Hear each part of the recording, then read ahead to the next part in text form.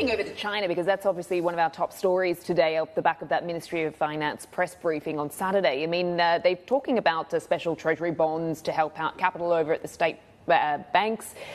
I mean, they are very much caught between a rock and a hard place of sort of two undesirable circumstances right now, aren't they? With the pressure on NIMs, but also this kind of top-down nudge from the policymakers, like, it's okay, you know, to increase your exposure to these cash-strapped developers, but they want to protect their asset quality as well. So how are you reading that situation? You know, I think Xi Jinping should be given a lot of credit for looking 5 quarters from now. And that's unfortunately something the Feds don't do. They look at quarter-by-quarter inflation adjustments. So bear with me when I tell you, he's looking at property cooling off measures. That's paid off, tick. All of the bad debt, especially property-related bad debt, owned by the big 4 banks, has been cleaned off the books. Now, he stimulates the economy. So the spend within China is excessive. And whether you go to Louis Vuitton Moet Hennessy, or whether you go to Paris or you go to Italy, the spend by the Chinese consumer is far greater back home than it is overseas. And that's apparent even in the tourism. What does that mean for Chinese stocks?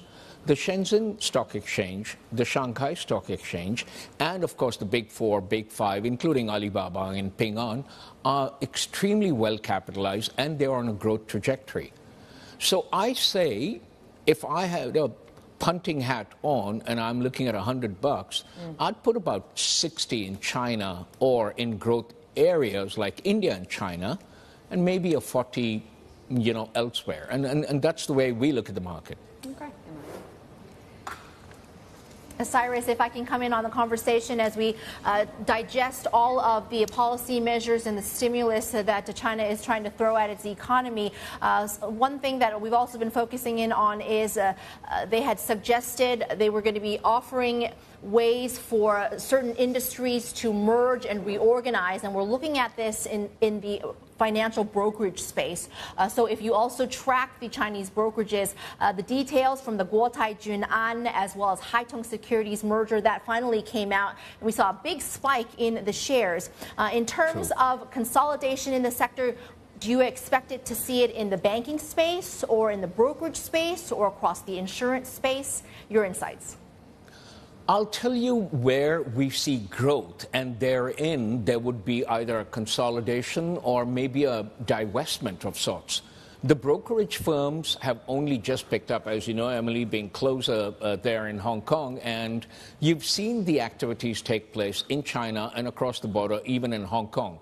So the pent-up demand for wealth management, asset management, and brokerage has picked up significantly. There is a general awareness that this is where the market should be going.